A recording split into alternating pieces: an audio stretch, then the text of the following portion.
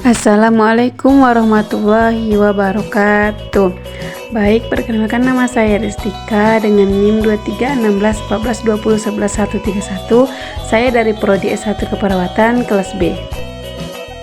Baik, di sini saya akan membahas tentang Yarsi Sumbar dan Dewan Dakwah.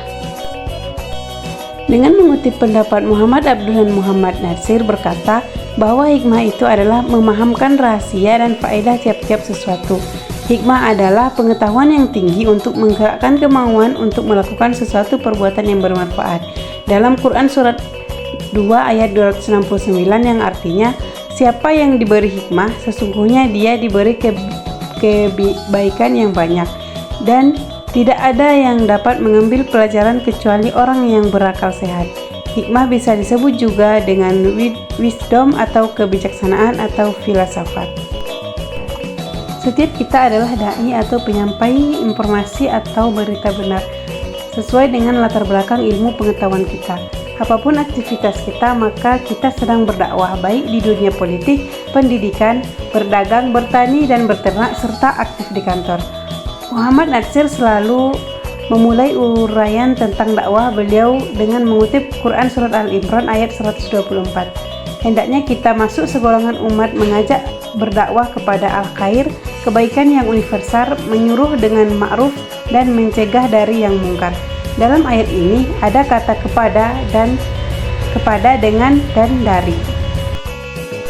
Kepada al-khair berarti mengajak secara hikmah dan keteladanan bin hikmah wal mau'izhatil hasanah, artinya tidak ada paksaan. Dengan ma'ruf berarti cara yang biasa dilakukan agar sasaran dakwah sadar untuk berbuat.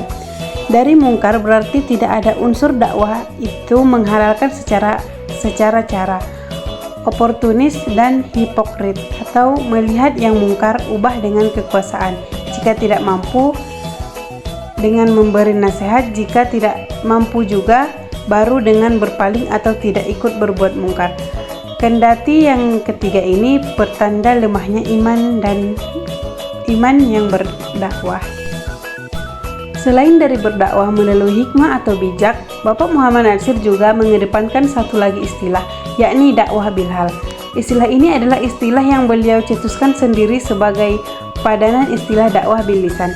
Dakwah bil lisan adalah berdakwah dengan kata-kata seperti berpidato, ceramah, orasi, dan sebagainya. Ada kalanya tidak ada diskusi dan ada kalanya ada. Dakwah bilhal adalah dakwah dengan perilaku atau tindakan aksi nyata. Bapak Muhammad Natsir berpolitik melalui jalur dakwah. Beliau berperan menjadi Perdana Menteri masa-masa Presiden Soekarno. Berpolemik dengan Soekarno tentang asas negara. Natsir ingin negara Islam, sementara Soekarno ingin negara sekular, tapi keduanya tidak berhasil. Diutus pada masa Soeharto ke Aceh memberantas pasukan Daud Beurewu, tapi malah berangkulan dengan Daud Beurewu. Anda Muslim, saya juga Muslim. Jika ada di antara kita yang mati dalam pertempuran, tidak ada yang mati syahid.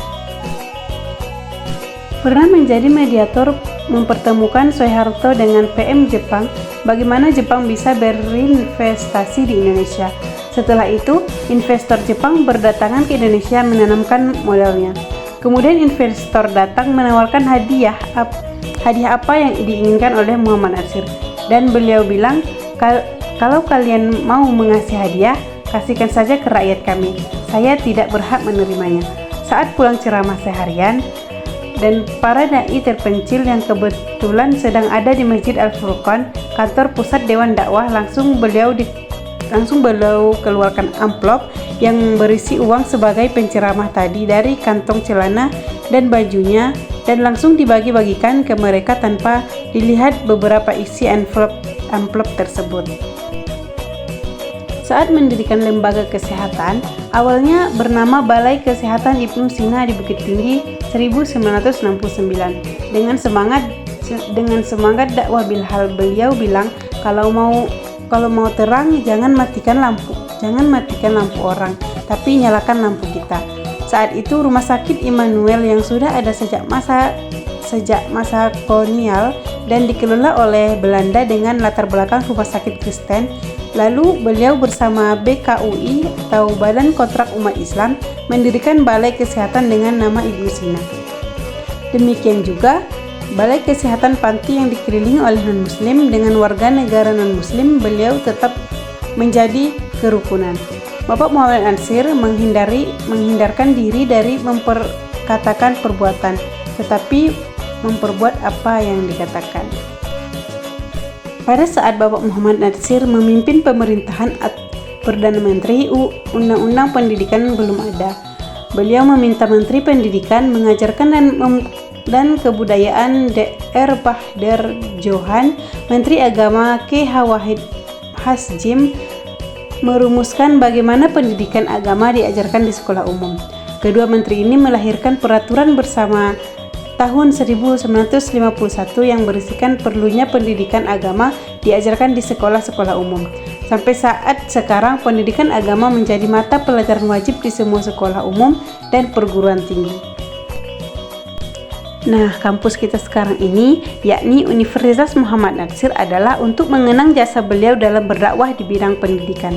Universitas Muhammad Natsir kita sebut kepanjangannya saja, atau Universitas M. Natsir, atau jika sudah familiar disebut Muhammad Natsir saja, kurang pas dengan sebutan UMN.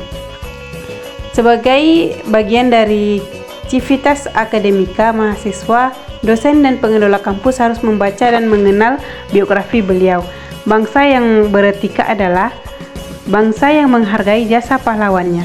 Muhammad Natsir adalah pahlawan nasional yang dirujuk keteladanannya oleh dunia, terutama dunia Islam. Kewajiban kita menjadikan kampus ini sebagai agen untuk menduniakan beliau bidang pendidikan. Nah, itu dia tadi pembahasan tentang Yarsi Sumbar dan Dewan Dakwah. Sekian pembahasan dari saya. Jika ada kata-kata yang salah, saya mohon diberi maaf. Wabillahi taufik wal hidayah. Assalamualaikum warahmatullahi wabarakatuh.